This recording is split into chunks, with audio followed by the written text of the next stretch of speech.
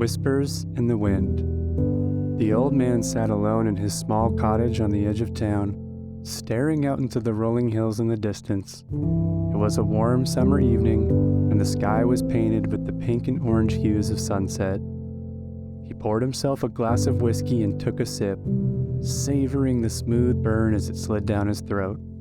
As he sat there, lost in thought, he heard a faint rustling outside. He got up from his chair and walked to the window, peering out into the gathering darkness. There was nothing there but the wind, rustling the leaves of the trees. But the old man couldn't shake the feeling that something was out there, watching him.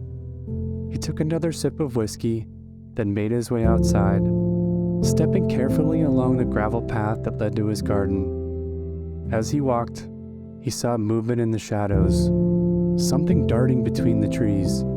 He quickened his pace, his heart pounding in his chest. But when he reached the garden, there was nothing there.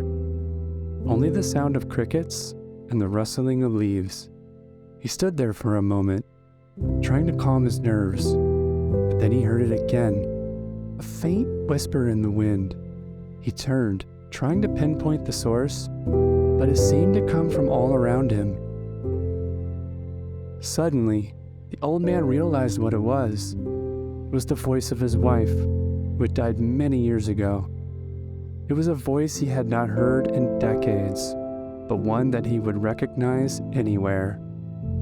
He stood there, listening to the whispers in the wind, feeling a sense of both comfort and unease.